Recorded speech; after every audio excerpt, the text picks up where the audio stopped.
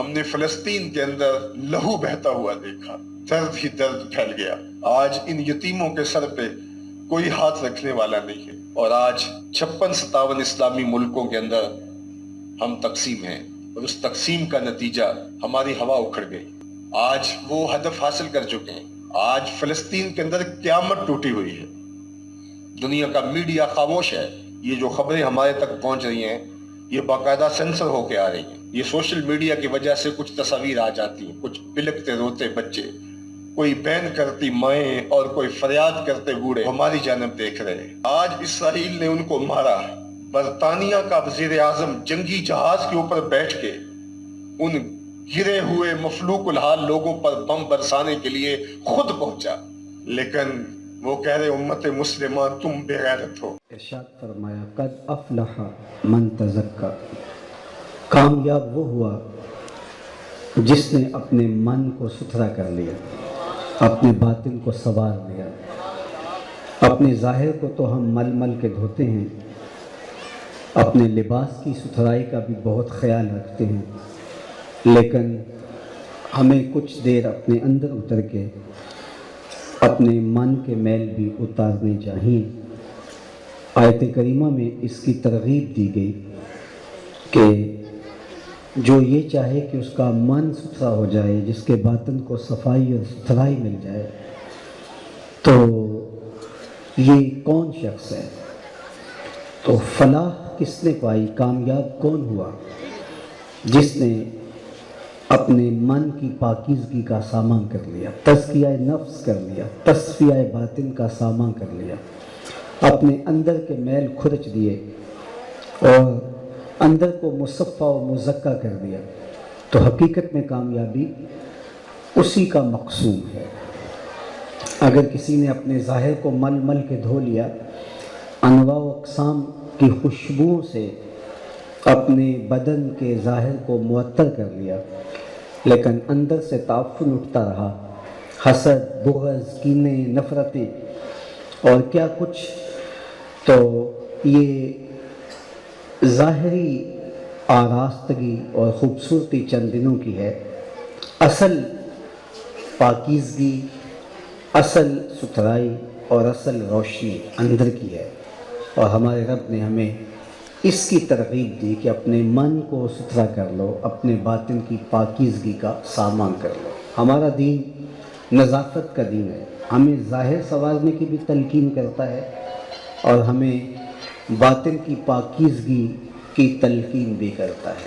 کچھ لوگوں نے باطن کی پاکیزگی کی بات کی اور اپنے ظاہری بدن کو توجہ نہیں دی، اور ہم نے دیکھا کہ ان کے بدن پر میل کچیل ہے، حتیٰ کہ وہ کئی سال تک غسل نہیں کرتے، اور یہ سمجھ بیٹھے کہ شاید اس سے ہمارے اندر کی پاکیزگی حاصل ہوتی ہے۔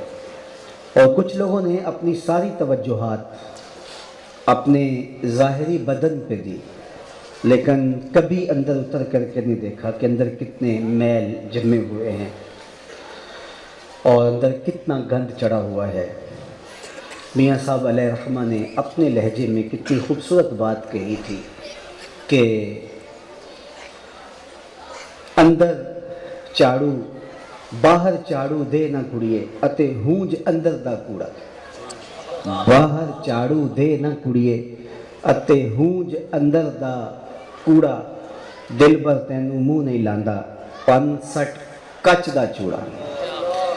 تو وہاں تو قلب سلیم دیکھا جاتا ہے، ظاہری بدن نہیں بلکہ اندر دیکھا جاتا ہے کہ کس نے اندر کی کتنی صفائی کی ہے اور باطن کو کتنا پاکیزہ رکھا ہے۔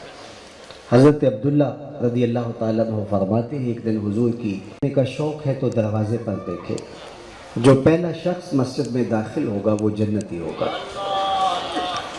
تو کہتے ہیں ہم نے دیکھا تو ایک بوڑھا شخص، تازہ آثار وضو اس کے چہرے پہ حویدہ ہے، اور بائیں ہاتھ میں اس نے اپنا جوتا پکڑا ہوا ہے، مسجد میں داخل ہوا۔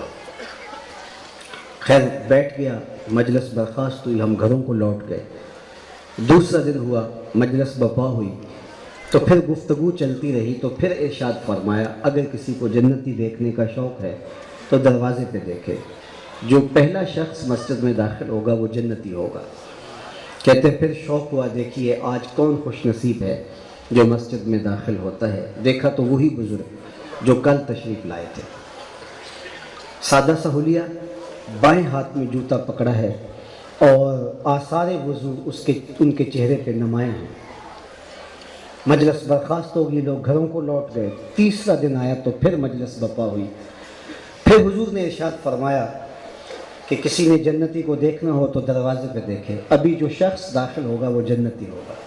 تو کہتے ہیں ہم نے دیکھا تو وہی بزرگ اسی حالت میں، اسی حیت میں تیسرے دن بھی مسجد میں داخل ہوئے۔ جب مجلس برخاست ہوئی، لوگ گھروں کو لوٹنے لگے تو میں ان بزرگوں کے پیچھے چل پڑا اور میں نے کہا کہ میری والد گرامی سے تھوڑی سی شکر رنجی سی ہو گئی ہے، تو میں 3 دن آپ کے ساتھ گزارنا چاہتا ہوں، کیا مجھے آپ اپنے گھر میں رکھ لیں گے؟ انہوں نے کہا کوئی بات نہیں، آ جائیے۔ کہتے ہیں میری لالچ یہ تھی کہ میں دیکھوں یہ عمل کون سے کرتے ہیں۔ کہ آقا کریم نے فرمایا جنتی دیکھنا ہے تو دروازے پر دیکھو، تو تینوں دن یہی نظر آتے رہے تو کوئی بات تو ہوگی، کوئی عمل خاص تو ہوگا جو کرتے ہوں گے، تو میں وہ حاصل کروں ان سے اور پھر وہ اپنی زندگی میں شامل کر دوں۔ تو انہوں نے کہا چلو میرے ساتھ آ جاؤ، تو میں ان کے گھر چلا گیا۔ رات پڑی تو انہوں نے مجھے بستر دے دیا اور ایک کونے میں خود بھی لیٹ گئے۔ میں خراٹے لینے لگا لیکن میں سویا نہیں تھا، میں اس طاق میں تھا کہ دیکھتا ہوں کہ یہ کس طرح سے عبادات کرتے ہیں، لیکن ساری رات بیت گئی، وہ بزرگ سوئے رہے، الا یہ کہ جب وہ کروٹ بدلتے تھے تو اللہ کا نام لیتے تھے۔ باقی کوئی خاص عبادت انہوں نے نہیں کی۔ صبح ہوئی، نماز فجر پڑھی، اس کے بعد باغ میں چلے گئے، اپنے کام کاج میں لگے رہے، کوئی خاص چیز مجھے دکھائی نہیں دی۔ میں نے سوچا ہو سکتا ہے میری وجہ سے آج انہوں نے اپنے معمولات ترک کر دیے ہوں، تو کل سے ہی۔ تو اگلے دن پھر میں طاق میں تھا تو پھر وہ ساری رات سوئے رہے، سوائے اس کے کہ جب کروٹ بدلے تو اللہ کا نام لے۔ تو کہتے ہیں اس طرح 3 دن گزر گئے۔ جب 3 دن اور 3 راتیں برابر بیت گئی تو میں فجر کے بعد، ناشتے کے بعد اجازت چاہی۔ میں نے کہا کہ میں نے حضور علیہ السلام سے سنا تھا کہ اگر جنتی دیکھنا ہے تو دروازے پہ دیکھو، اور 3 دن آپ ہی درآمد ہوتے رہے، تو میرا شوق تھا کہ میں دیکھوں آپ کے اعمال کیا ہیں، لیکن میں 3 دن اور 3 راتیں گزاری ہیں تو میں نے کوئی خاص عمل آپ کا نہیں دیکھا، شاید آپ نے مجھ سے اپنے معمولات چھپا لیے۔ تو وہ بزرگ میری جانب کہتے ہیں غور سے دیکھنے لگے اور فرمانے لگے کہ میں نے کوئی بات نہیں چھپائی، میرے وہی معمول ہیں جو تم نے دیکھے ہیں، اور اگر تم اور دن بھی رکتے تو کوئی اور نئی چیز نہ دیکھ پاتے، لیکن ایک چیز ہے جو تم دیکھ نہیں پائے، اور اگر رکتے بھی تو دیکھ نہ پاتے۔ تم شوق فراواں میں 3 دن یہاں رہے ہو، رکے ہو، ٹھہرے ہو، گھر سے دور رہے ہو، تو چلو میں تمہیں خود بتا دوں وہ عمل کیا ہے۔ تو کہا کہ اے عبداللہ سن لو، یہ جو میرے سینے میں رکھا ہوا دل ہے، اسی میں کسی مومن کا بغض نہیں ہے، اس میں کسی مومن کے لیے نفرت نہیں رکھی ہوئی ہے۔ تو جب ہمارے دل مصفح ہوں گے، جب ہمارے باطن صاف ہوں گے، تو پھر جنت کی راہیں کشادہ ہونا شروع ہو جائیں گی۔ لیکن ہم اپنے باطن کو کبھی صاف کرنے کا تکلف ہی نہیں کیا۔ شیشے اتے کٹا جمیا کنداں چاڑی جاندے، یہاں سا بولے شیشے اتے کٹا جمیا کنداں چاڑی جاندے، جلداں نوں اے سانب کے رکھ دے ورکے پھاڑی جاندے۔ تو ہم جلدوں پر ساری توجہ دے رہے ہیں، لیکن جو ورق ہیں جن پر محبت کی تحریریں لکھی ہیں وہ ورق پھٹتے چلے جا رہے ہیں اور ہمارا اندر اجڑتا چلا جا رہا ہے۔ جب تک باطن سنورے گا نہیں، جب تک من مصفح نہیں ہوگا، جب تک اندر کا تزکیہ نہیں ہوگا، جب تک من کے میل نہیں دھلیں گے، اتنی دیر تک نہ باطن کی آنکھیں کشادہ ہوں گی اور نہ محبوب کی چوکھٹ تک رسائی نصیب ہوگی۔ تو میرے رب نے ہمیں جو ضابطہ دیا وہ یہ، قد افلح من تزکا، فلاح اس نے پائی، دارین کی کامیابیاں اسی کا مقسوم ہیں جس نے تزکیہ نفس کر لیا، جس نے اپنے باطن کی ستھرائی کر لی، جس نے اندر کی پاکیزگی کا سامان کر لیا۔ وَذَكَرَ اسْمَ رَبِّهِ فَصَلَّى، اور پھر اس کا نصاب بھی دیا۔ تزکیہ حاصل کیسے ہوتا ہے؟ اللہ کے ذکر سے۔ اللہ کا ذکر کرنے سے اندر کے میل دھلتے ہیں۔ اللہ کے محبوب علیہ السلام نے ارشاد فرمایا لِكُلِّ شَيْءٍ ثِقَالَةٌ وَثِقَالَةُ الْقُلُوبِ ذِكْرُ اللَّهِ۔ ہر شے کا زنگ کسی نہ کسی شے سے اترتا ہے۔ کپڑے میلے ہو جائیں تو آپ سرف سے ان کو دھو کے میل اتار لیتے ہیں۔ لوہا میلا ہو جائے تو آپ ریگ مار سے اس کے میل کو، اس کے زنگ کو اتار لیتے ہیں۔ ہر شے کا زنگ کسی نہ کسی شے سے اترتا ہے۔ تو کہا دل بھی زنگ آلود ہوتے ہیں، دلوں پہ بھی میل چڑھتا ہے، اور جب دل زنگ آلود ہو جائیں تو پھر اللہ کا ذکر کرو، تمہارے دلوں کے زنگ اتر جائیں گے۔ ہمارے صوفیاء فرماتے ہیں کہ جب ایک مرتبہ سالک اللہ کہتا ہے تو اللہ اس بندے کی طرف نظر رحمت سے دیکھتا ہے، اور اللہ جس کی طرف نظر رحمت سے دیکھے اس کے 70 گنا جل کے راکھ ہو جاتے ہیں۔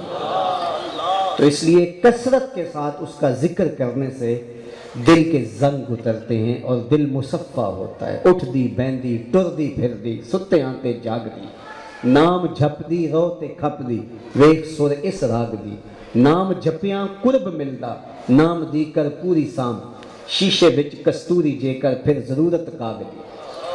کستوری تو اندر رکھی ہوئی ہے، کستوری کا مزاج ہے، اس کو جتنا رگڑو گے اتنی خوشبو پھیلے گی، اس لیے کستوری پڑی رہے اور اس کو جنبش نہیں دی جائے گی تو خوشبو نہیں پھیلتی۔ اس لیے تمہارے دل کے اندر اللہ کی محبت کا تخم رکھا گیا، وہ کستوری تمہارے قلب کی شیشی کے اندر رکھی گئی ہے۔ اقبال نے کہا تھا شیشہ دہر میں مانند مے ناب ہے عشق، روح خورشید ہے خون رگے مہتاب ہے عشق، دل ہر ذرہ میں پوشیدہ کسک ہے اس کی، نور یہ وہ ہے کہ ہر شے میں جھلک ہے اس کی۔ تو تمہارے دل کی شیشی میں وہ کستوری رکھی گئی ہے، اور اگر تم اس کستوری کو جنبش دو گے اللہ کے نام کی ضرب کے ساتھ، اس کے نام کے تکرار کے ساتھ، تو پھر اس سے مہک آنا شروع ہوگی، خوشبو پھیلنے لگے گی۔ تو اسی کیفیت کو حضرت باہو نے یوں کہا تھا اندر بوٹی مشک مچایا اتے جاں پھلاں تے آئے ہیں۔ تو وہ تبھی ہوگا کہ جب نفی اسبات کا پانی ملے گا اور من کی دنیا آباد ہوگی اللہ کے ذکر سے، اور اٹھتے بیٹھتے چلتے پھرتے اللہ کے نام کی خوشبو سلگتی رہے گی، تو پھر اندر روشنی بھی ہوگی، چراغاں بھی ہوگا، اور اندر مشک بار بھی ہو جائے گا، اور وہ خوشبو پھیلتے پھیلتے آفاق کو اپنی آغوش میں لے لے گی۔ اہل اللہ کے گرد لوگوں کا ہجوم کیوں ہوتا ہے؟ ان کے وجود سے وہ پھوٹتی ہوئی خوشبو لوگوں کو مانوس کرتی ہے، حتیٰ کہ یہ لوگ جب قبروں میں بھی چلے جاتے ہیں تو ہجوم عاشقاں پھر بھی ان کی قبروں سے ہٹتا نہیں ہے، اس لیے کہ ان کی قبروں کی مٹی سے بھی وہ مہک یاد الہی کی آ رہی ہے۔ ان کو دیکھنے سے خدا کی یاد آتی ہے اور روحوں کو تازگی ملتی ہے۔ اسی لیے ہمیں کہا گیا اذا تحیرتم فی الامور فاستعینوا من اہل القبور، جب تم امور میں پریشان ہو جاؤ، تمہارے دل میں اداسیاں ڈیرے جما لیں، اور کے پاس ہی آ کے بیٹھ جاؤ، تمہیں وہاں سے بھی تمانیت کا نور نصیب ہو، اس لیے کہ انہوں نے اپنے دل کو اللہ کی یاد سے آباد کیا ہوتا ہے۔ تو کثرت ذکر دل کے زنگ اتارتا ہے، اور دل کا زنگ جب اتر جائے تو یہ ایک ایسا آئینہ ہے جو جمال جہاں آرا بن جاتا ہے۔ یہ آئینہ حق نما بھی ہے اور یہ آئینہ جہاں نما بھی ہے۔ ذرا تھوڑی سی گردن جھکائی تو پوری کائنات کا عکس جو ہے وہ قلب مومن کے اندر دکھائی دیتا ہے۔ اقبال نے اس کو اپنے لہجے میں کہا خودی کا نشیمن تیرے دل میں ہے، خودی کا نشیمن تیرے دل میں ہے۔ سوال کھڑا ہوا، ایک چھوٹا سا دل، انسان اپنی مٹھی بند کرے تو جو مقدار اس کی مٹھی کی ہوتی ہے اتنا ہی اس کا دل ہوتا ہے، تو اتنا چھوٹا سا دل اور خودی کا نشیمن اس ایک چھوٹے سے دل کے اندر کیسے پیدا ہوا؟ تو اقبال کا ذرا استدلال کا رنگ دیکھیے، کہا خودی کا نشیمن تیرے دل میں ہے، فلک جس طرح آنکھ کے تل میں ہے۔ یہ ہماری دونوں آنکھیں روشن نہیں ہیں، دو آنکھوں میں سیاہ دائرے ہیں، وہ بھی سارے روشن نہیں ہیں، ان سیاہ دائروں میں دو نقطے ہیں، ان میں روشنی ہے، اور نظر اٹھتی ہے تو آسماں ان نقطوں میں سما جاتے ہیں۔ تو کہا جو اتنے بڑے آسماں آنکھ کے دو نقطوں میں سما جاتے ہیں، اس طرح خودی کا نشیمن بندہ مومن کے دل میں رکھا ہوا ہے۔ اور اس کو باہو علیہ الرحمٰن نے اپنے لہجے میں کہا وچے ہی بیڑے وچے ہی چھیڑے وچے ہی ونج مہانے ہوں، 14 طبق دلے دے اندر تمبو وانگو تانے۔ تو یہ پوری کائنات قلب انسانی کے اندر رکھا۔ رات صوفیاء نے کہا کہ یہ دل کائنات صغیر ہے، یہ چھوٹی کائنات ہے، پوری کائنات کو سمیٹیں تو دل بنتا ہے، اور دل کو پھیلائیں تو کائنات بنتی ہے۔ تو سب کچھ تو یہاں رکھا ہوا ہے، اور اگر یہی نہ سنورا، یہی اگر درست نہ ہوا تو جو مرضی کرتے رہیں تو کبھی بھی اجالے، کبھی بھی روشنیاں نہیں ہوں گی۔ اور حضرت رومی علیہ الرحمہ کا اپنا انداز دیکھیے، انہوں نے کہا دل بدست آور کہ حج اکبر است، دل کو قابو میں کر لے، اس کو کنٹرول میں لے آ، اس کے تصفیہ کا سامان کر لے، اس کے اوپر چڑھے میل کچیل اتار دے، عدسے کے اوپر، شیشے کے اوپر اگر گرد جمی ہوئی ہو تو کچھ دکھائی نہیں دیتا، تو جب وہ گرد اتار دے تو پھر چیزیں آپ کو دکھائی دیتی ہیں۔ تو قصور عدسے کا نہیں ہے، قصور شیشے کا نہیں ہے، قصور اس کے اوپر جمی ہوئی دھول کا ہے۔ میاں دل تو آئینہ حق نما بھی ہے اور جہاں نما بھی ہے، لیکن حسد، بغض، کینے اور نفرتوں کی دھول جم گئی اور کچھ دکھائی نہیں دے رہا، اندر اتنی بڑی کائنات موجود ہے اور ہم اندھیرے میں بیٹھے ہوئے ہیں۔ اس لیے کہا اس کو جب تم اتار پھینکو گے، تو اس کو جب تم اس کے اوپر سے پڑی ہوئی گرد اتار دو گے تو پھر تمہیں پوری کائنات کی حقیقتیں منکشف ہونے لگے گی۔ دل بدست آور کہ حج اکبر است، دل کو قابو میں لے آ، یہی حج اکبر ہے۔ از ہزاراں کعبہ یک دل بہتر است، ہزار کعبے سے ایک دل بہتر ہے۔ کیوں؟ کعبہ بن گاہے خلیل اطہر است، دل گزر گاہے جلیل اکبر است۔ کعبہ حضرت ابراہیم خلیل کی گزرگاہ ہے اور دل رب جلیل کی گزرگاہ ہے۔ اس لیے اس کا پاکیزہ ہونا، اس کا مصفہ ہونا، اس کے اوپر چڑھے ہوئے زنگ اترنے، یہ بہت ضروری ہے۔ اور صوفیاء کی بارگاہ میں، اہل اللہ کی چوکھٹ میں، علماء کی بارگاہ میں ہم حاضر اسی لیے ہوتے ہیں کہ یہ وہ زنگ اتار دیتے ہیں۔ اللہ کی ذکر سے دلوں کا زنگ اترتا ہے۔ ایک روایت میں قرآن مجید کی کثرت سے تلاوت کرنے سے دلوں کے زنگ اترتے ہیں، اور ایک روایت میں ارشاد فرمایا گیا کثرت کے ساتھ تذکیر موت دلوں کا زنگ اتارتا ہے۔ کثرت کے ساتھ موت کو یاد کرو، قرآن مجید کی تلاوت معمول زندگی بنا لو، اور اللہ کا ذکر کثرت کے ساتھ کرو، تو یہ وہ اعمال ہیں کہ جو دلوں کے زنگ اتار دیتے ہیں اور دلوں کو نور و نکھت سے مالا مال کر دیتے ہیں۔ تو ذکر سے زنگ اترتے ہیں، قرآن مجید کی تلاوت سے زنگ اترتے ہیں۔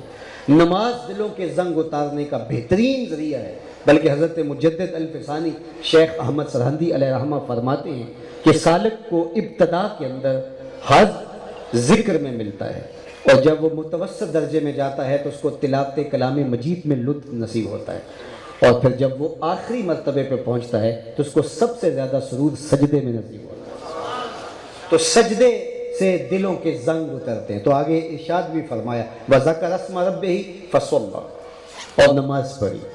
تو تزکیہ باطن کے لیے ذکر الہی اور نماز کے ذریعے سے اپنے اندر کی صفائی کا سامان کیا جاتا ہے۔ یہ بات میں بھی سمجھتا ہوں، یہ بات آپ بھی سمجھتے ہیں۔ ایک لمحے کے لیے سوچتے ہیں، یہ 4 دن کی زندگی ہے، اگر دل ہی میلا رہا اور دل ہی گدلا رہا تو یہ ساری مشق زندگی کی کس کام کی، اگر یہ اندر ہی ستھرا نہ ہو سکا۔ من کان فی ھذہ اعمی فہو فی الآخرۃ اعمی واضل سبیلا، جو اس دنیا میں نابینا رہا قیامت کے دن بھی نابینا اٹھایا جائے گا۔ اس سے ان آنکھوں کی بے نوری مراد نہیں ہے، اس سے قلب کی بے نوری مراد ہے۔ اقبال نے کہا تھا دل بینا کر طلب خدا سے، کہ آنکھ کا نور دل کا نور نہیں ہے۔ تو اس وقت نابینے اٹھائے جائیں گے اور وہ کہے گا مالک لما حشرتنی اعمی وقد کنت بصیرا، مالک مجھے تو آنکھیں دی گئی تھی، میں تو دیکھا کرتا تھا، لیکن آج میں نابینا کیوں اٹھایا گیا ہوں۔ تو آج میں بھی سوچتا ہوں ایک لمحے کے لیے کہ یار جب دل کی زندگی ہی زندگی ہے، حقیقت تو تبھی نصیب ہوگی جب دل زندہ ہوگا، دل کو نور نصیب ہوگا، تو پھر آئیے ہم جو مشق زندگی کی کر رہے ہیں اس میں ولیت تو یہ ہے کہ اپنے دل کو سنوارنے کے لیے، دل کے تزکیے کے لیے کام کریں۔ تو ایک دم خیال جاتا ہے، لیکن یہ دنیاوی لذات پھر ہم کو گھیر لیتی ہیں۔ تو آئیے قرآن مجید میں ہماری اس کمزوری کی طرف اشارہ کرتے ہوئے ارشاد فرمایا بل تؤثرون الحیات الدنیا، تمہارا مسئلہ کیا ہے؟ تم جیتی دنیا کے پیچھے بھاگتے ہو، سویر سے لے کر شام تک اور شام سے لے کر سویر تک تمہاری مشق حصول زر ہے، دولت میں اضافہ کرنا، دولت کمانا، آسودہ زندگی کے حصول کی جد و جہد، تمہارا زندگی کا سارا لف و نشر یہی بن کے رہ گیا ہے کہ زندگی کی ظاہری شکل کیسے بہتر نکلے۔ بل تؤثرون الحیات الدنیا والآخرۃ خیر وابقی، حالانکہ امر واقعی یہ ہے کہ آخرت بہتر بھی ہے اور دائمی بھی ہے۔ بہتر اور دائمی کے بدلے میں عارضی اور جو کم تر ہے اس کو حاصل کرنے کے لیے زندگی لگا دینا یہ کوئی دانشمندی نہیں ہوگی۔ اس لیے ہمیں جو بہتر ہے، اور بہتر کتنی اور مستقل کتنی ہے آخرت کی زندگی اور یہ دنیا کی زندگی عارضی اور جو ہے وہ کم تر کتنی ہے، تو میں صرف 2-3 روایات آپ کے سامنے عرض کر کے اپنی گفتگو کو سمیٹ کے اس مفہوم کو آپ تک پہنچانے کی کوشش کروں گا۔ دنیا اور آخرت کی مثال اللہ کے محبوب علیہ السلام نے ارشاد فرمائی کہ یہ دنیا اور آخرت، ان دونوں کا موازنہ ذرا دیکھیے۔ ایک تو خیر و ابقا، پہلی بات آخرت بہتر ہے، اور دوسری بات ابقا، دائمی، یہ ختم ہو جانے والی ہے، اور دوسرا یہ ہے بھی جو ہے وہ کم تر۔ حضرت امام راضی علیہ رحمہ نے لکھا ہے اسی آیت کریمہ کے تحت کہ آخرت کے پتھر بھی مل جائیں اور دنیا کے ہیرے جواہرات بھی ہاتھ میں آ جائیں تو پھر بھی وہ بہتر ہے، اس لیے کہ وہ دائمی ہے۔ اور دوسری بات یہ ہے کہ آخرت دنیا کے مقابلے میں جب اس کا موازنہ کیا جائے تو دنیا آخرت کے مقابلے میں بیچتی کیا ہے؟ اللہ کے محبوب علیہ السلام سے سنیے، فرمایا کہ جس کو جنت میں ایک کوڑا رکھنے کی جگہ مل جائے، ایک عصا رکھنے کی، ایک ڈنڈا رکھنے کی جگہ مل جائے، صرف اتنی جگہ اگر جنت میں کسی کے پاس ہو، دنیا و ما فیہا سے وہ جگہ زیادہ قیمتی ہے۔ یہ ہے جنت کی قیمت، یہ پراپرٹی ویلیو ہے نا۔ آپ دور دراز دیہات کے اندر کوئی 2-4 ایکڑ بھی فروخت کریں تو یہاں بصیر پور بازار میں ہو سکتا ہے 2-4 ایکڑ کے بدلے میں ایک مرلے کی ایک دکان خرید پائیں۔ اس جگہ کا اور اس جگہ کا پراپرٹی ویلیو کا فرق ہے، اور یہاں سے ایک دکان فروخت کر کے آپ مینار پاکستان کے قرب میں آزادی چوک میں کوئی خریدنا چاہیں تو ہو سکتا ہے کہ چند فٹ جگہ اس کے بدلے میں آپ کو مل سکے۔ سب سے دنیا میں مہنگی جگہیں حرمین کے آس پاس ہیں یا ٹائم اسکوائر کے آس پاس کی جگہ جو ہیں، یہ سب سے وہاں جگہ قیمتی ہے۔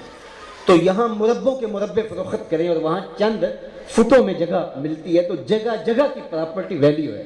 اب جنت کی پراپرٹی ویلیو اللہ کے رسول بیان فرمائے، بڑے کی جگہ مل گئی، دنیا و ما فیہا سے وہ جگہ زیادہ قیمتی۔ 7 بر اعظموں پہ پھیلی ہوئی کائنات، مالیاتی اداروں کے پاس سرمایہ، حکومتوں کے خزانوں میں رکھی ہوئی دولتیں، لوگوں کے ساتھ ذاتی سرمایہ، پہاڑوں کی کوکھ میں چھپے ہوئے خزانے، سمندر کی تہہ میں رکھے ہوئے موتی، زمینوں کی کوکھ میں رکھے ہوئے خزانے، یہ سارے ایک پلڑے میں رکھ دیے جائیں اور جنت میں ایک عصا رکھنے کی جگہ پھر بھی قیمتی ہے، یہ اس کے برابر نہیں ہو سکتی ہے۔ اللہ اکبر، یہ ہے جنت کی پراپرٹی ویلیو۔ اب جنت میں سب سے کم جگہ کس کے پاس ہوگی؟ تو ظاہر ہے سب سے تھوڑی جگہ اسی کے پاس ہوگی جو سب سے آخر میں جنت میں جائے گا۔ جس حدیث بخاری ہے کہ جو سب سے آخر میں جہنم میں سے نکال کر کے جنت میں جائے گا تو اللہ جل شانہ کے حضور پیش ہوگا، بلکہ مسند فردوس دہلوی میں روایت ہے کہ حضور نے ارشاد فرمایا میں اس شخص کا نام بھی جانتا ہوں جو جہنم کے جھٹکے سہ کر کے، دکھ سہ کر کے پھر جو ہے وہ نکالا جائے گا اور پھر جنت میں بھیجا جائے گا۔ تو حدیث بخاری ہے کہ جب نکالا جائے گا تو اللہ کے روبرو پیش ہوگا اور اللہ تعالیٰ فرمائے گا کہ تیری کوئی تمنا، تیری کوئی آرزو۔ تو اگرچہ یہ جو سب سے آخر میں جہنم سے نکالا گیا یہ وہی شخص ہوگا جس نے رج کے گناہ کیے ہوں گے، کوئی کسر نہیں چھوڑی ہوگی، لیکن غالب نے کہا تھا ہزاروں خواہشیں ایسی کہ ہر خواہش میں دم نکلے، بہت نکلے میرے ارمان لیکن پھر بھی کم نکلے۔ وہ کہے گا مالک یہ اللہ جل شانہ فرمائے گا لکا ما تمنیتا، جو تو نے تمنا کی جا تجھے عطا کر دیا، اب تو جنت میں چلا جائے۔ اس کے لیے تو یہی غنیمت ہوگا کہ جہنم سے نکال لیا گیا، عراق میں بھی رکھ دیا جائے تو کافی ہے، اور اگر جنت ہے تو سایہ دیوار جنت میں جگہ مل جائے تو اس کے لیے کافی ہے، اور جنت میں جانا نصیب ہوتا ہے تو ایک جھونپڑا بھی 2 مرلے کا دستیاب ہو جائے تو اس کی تو موج ہے، لیکن اسے کہا جائے گا جنت میں چلا جا اور تیرے لیے جنت میں دنیا سے 10 گنا جگہ ہے۔ 7 بر اعظموں پہ پھیلی ہوئی کائنات کو 10 سے ضرب دے، کہا جائے گا 10 گنا جگہ ہے تیرے لیے جنت میں، تو حیرت سے اس کی آنکھیں پھٹی کی پھٹی رہ جائیں گی، اسے حیرت کا جھٹکا لگے گا اور کہے گا اتسخر وانت الملک، میرے رب تو رب ہو کہ مجھ سے مذاق کر رہے۔ فضحک النبی حتی بدت انیابہ، یہ بیان کرتے کرتے حضور بھی مسکرانے لگے اور حضور اتنا مسکرائے کہ حضور کی داڑھیں صحابہ کو نظر آنے لگے۔ اسے یقین نہیں آ رہا ہوگا، وہ حیرت کے جھٹکے کھا رہا ہوگا کہ میں تو دیوار رکھتے ہوئے ہمسائے کے 2 انچ دبا لیے اور جہنم کا خریدار بن گیا، اور دنیا سے 10 گنا جگہ۔ اللہ اکبر، وہ جنت جس کی پراپرٹی ویلیو یہ ہے کہ ایک ڈنڈا رکھنے کی جگہ مل جائے، دنیا و ما فیہا سے وہ جگہ قیمتی ہے۔ اور اس کو جو سب سے آخر میں جا رہا ہے، ہمارے پنجابی میں کہتا ہے پھاڈا جو ہے، جو سب سے آخر میں جا رہا ہے، اس کے لیے جنت میں اتنی جگہ ہے کہ 7 بر اعظموں کو 10 سے ضرب دے تو اتنی جگہ اس کی ہے جو سب سے آخر میں جا رہا ہے۔ تو بابا فرید گنج شکر کی جاگیروں کا عالم کیا ہوگا، داتا گنج بخش علی حجویری کی جاگیروں کا عالم کیا ہوگا، اس لحد میں لیٹے ہوئے بابے کی جاگیروں کا عالم کیا ہوگا، پھر صحابہ اور اہل بیت کی جاگیروں کا عالم کیا ہوگا۔ اسی لیے یہ لوگ تخت سکندری پہ نہیں تھوکتے، انہیں پتہ ہے کہ ہمارے رب نے ہمارے لیے وہاں کیا تیار کیا ہے۔ تو ذرا دنیا اور آخرت کا مقابلہ کریں تو دنیا بیچتی کیا آخرت کے مقابلے میں؟ فرمایا والآخرۃ خیر، آخرت بہتر ہے، وابقیٰ اور دائمی ہے۔ یہ ساری زندگی کتنی ہے؟ 60 سال، 70 سال، 50 سال، 40 سال، 60 سال لگا لیجیے، ایوریج زندگی آج کل یہی چل رہی ہے۔ 60 سال ٹوٹل زندگی، اور اس میں بھی 8 گھنٹے تو روز بندہ سوتا ہے، تو 20 سال یہ نکل گئے۔ 60 سال اگر ٹوٹل زندگی ہے تو 20 سال جو سو کے گزارتا ہے، النوم وقت الموت، وہ بھی ایک موت کی سی کیفیت ہوتی ہے، باقی 40 سال بچے۔ اس میں 6-7 سال وہ ہیں جو ہمارے گزرے میں ہوش ہی نہیں ہم کہاں تھے، بچپن کی اور بڑھاپے کے دھکے۔ 10 سال اگر یہ نکالیں باقی 30 سال بچے۔ روزانہ 1 یا 1.5 گھنٹہ واش روم میں گزرتا ہے۔ اگر بیماریاں، ٹینشنیں، پریشانیاں اگر یہ ساری ڈال لیں، میرے ایک دوست نے نتیجہ نکال کے مجھے کہا کہ 17 سال بچتے ہیں۔ 60 سال زندگی ہو، وہ قصاب کے پاس جائیں نا جانور، تو وہ کہتا ہے یہ 3 من کا جانور ہے، لیکن صافی گوشت جو ہے وہ 2 من نکلے گا۔ کچھ کھال میں چلا جائے گا، کچھ انتڑیوں میں نکل جائے گا، کوئی اجڑی میں چلا جائے گا، کچھ ہڈیوں میں چلا جائے گا، کچھ پائے اور کچھ سر میں نکل جائے گا۔ یہ 3 من کا جانور تمہیں دکھائی دے رہا ہے، لیکن صافی گوشت 2 من نکلے گا۔ تو یہ 60 سال کی زندگی اور صافی زندگی نکالو گے تو 17 سال، 20 سال لگا لیں، 30 سال لگا لیں، 60 سال ہی لگا لیں، یہ ساری زندگی ہے۔ اور آخرت کا ایک دن صرف آخرت کا، مقدارہ 50,000 سنہ، میرے رب نے کہا اس کی مقدار 50,000 سال کے برابر۔ یہ ساری زندگی 60 سال کی، 70 سال کی، 100 سال کی، اور آخرت کا صرف ایک دن 50,000 سال کے برابر۔ اور پھر وہ زندگی ایسی ہے جس کا نقطہ انجام ہی نہیں ہے، ختم ہو جائے گی، موت کو بھی موت آ جائے گی۔ جنت میں جنتیوں کو پہنچ کے ایک ہی موہوم سی کا خوف ہوگا کہ کبھی موت نہ آ جائے اور یہ نعمتیں چھن نہ جائے، اور جہنمیوں کو ایک ہی موہوم سا خدشہ ہوگا اور ایک موہوم سی امید ہوگی کہ کہیں موت آ جائے تو جان چھوٹ جائے۔ پھر مینڈے کی شکل میں موت کو لایا جائے گا، جنتی جنت سے اور جہنمی جہنم سے لمبی لمبی گردنیں نکال کے دیکھ رہے ہوں گے، موت کو ذبح کر دیا جائے گا۔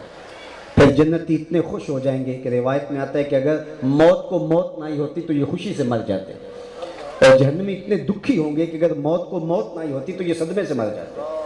پھر نہ ختم ہونے والی زندگی جس کا نقطہ انجام نہیں۔ آج زندگی کتنی بھی دکھی کیوں نہیں، آخر تو ختم ہوگی۔ وہ کیا کہا تھا میر تقی میر نے، وہ ریشم و کم خواب میں سر مست ہیں تو کیا ہوا، رات اس کی بھی کٹ گئی جو کہ اور تھا، برہنہ بدن تھا، سردیوں کی لمبی رات تھی، بدن پہ زخم تھے، کوئی ریت پہ ڈال گیا پرسان حال نہیں تھا، رات کاٹے کٹتی نہیں تھی لیکن سحر کا سبیتا تو بالآخر نمودار ہوگا۔ یہ زندگی کتنی ہی کٹھن کیوں نہ ہو، جبر مسلسل کی طرح بھی کیوں نہ کاٹے، بالآخر ختم ہو جائے گی، لیکن وہ رات پڑ گئی تو ختم نہیں ہوگی۔ تو اس لیے اصل زندگی وہ زندگی ہے۔ اس لیے خندق کھودتے صحابہ پر جب پیار آیا تو دعا دیتے ہوئے یہی کہا تھا نا، اللہم ان العیش عیش الاخرہ فاغفر للانصار والمہاجرہ، اللہ زندگی تو آخرت کی زندگی ہے، میرے انصار کو بھی بخش دے، میرے مہاجروں کو بھی بخش دے۔ تو اس لیے اصل زندگی آخرت کی زندگی ہے جو دائمی بھی ہے اور جو بہتر بھی ہے۔ کہا یہ کہانی صرف ہم نے قرآن میں بیان نہیں کی، یہ کہانی ہم نے پچھلے صحیفوں میں بھی بیان کی، صحف ابراہیم اور صحف موسیٰ میں بھی ہم نے یہ بات بتائی تھی۔ کاش کہ من کے تصفیے کے ساتھ اس دنیا کی زندگی کو عارضی سمجھ لیا جائے اور اپنی آخرت کے لیے تیاری کی جائے۔ خوش نصیب وہ لوگ ہیں جو اپنی آخرت کو سنوارتے ہیں، جو ماں بعد موت کی زندگی کے لیے یہ زندگی گزار۔ اس کو آخرت کی کھیتی کہا گیا ہے۔ یہ دنیا بوائی کا موسم ہے، آخرت کٹائی کا موسم ہے۔ بوائی کے موسم میں جو کسان مٹی سے مٹی ہو جائے تو وہی پھر کٹائی کے موسم میں فصل اٹھا پاتا ہے، اور جو بوائی کے موسم میں کھیتوں میں گیا نہیں، جس نے فصل بوئی نہیں، بیج ڈالا نہیں، پانی دیا نہیں، سہاگا چلایا نہیں، اور جس نے جڑی بوٹیاں تلف نہیں کی، تو کٹائی کے موسم میں وہ ہاتھ ملتا رہ جائے گا۔ تو آج موقع ہے، وقت پر کافی ہے ایک قطرہ بھی آب خوش ہنگام کا، جل گیا جب کھیت برسا می تو پھر کس کام کا۔ ہمارے پنجابی کے ایک بزرگ کہا کرتے تھے، اج سا بھی نے کھلے راہ بھی نے، انج ٹوک انوکھڑے ٹوکدے نے، اج سا بھی نے کھلے راہ بھی نے، انج ٹوک انوکھڑے ٹوکدے نہیں، ٹر پویں تے پینڈے مک جاندے کار بیٹھیاں فاصلے مکدے نہیں۔ ایک ایک قدم تمہیں منزل کے قریب کرتا چلا جائے گا۔ آج اس عالی شان عرس مبارک کی مجلس میں آنے والوں، زندگی کا ضرور محاسبہ کرو اور ایک ایک قدم خیر کی طرف اٹھاتے چلتے جاؤ۔ یہی بزرگوں کی تعلیمات، پھٹی پہ بیٹھ کے ساری زندگی انہوں نے یہی سبق دیا، یہی درس دیا، اور آج ان کی قبر نور سے یہی آواز آ رہی ہے کہ اپنے آپ کو اپنے رب کے حضور حاضر کرنے کے لیے تیاری کرو۔ اللہ مجھے آپ کو اپنی رحمتوں کے حصار میں رکھے۔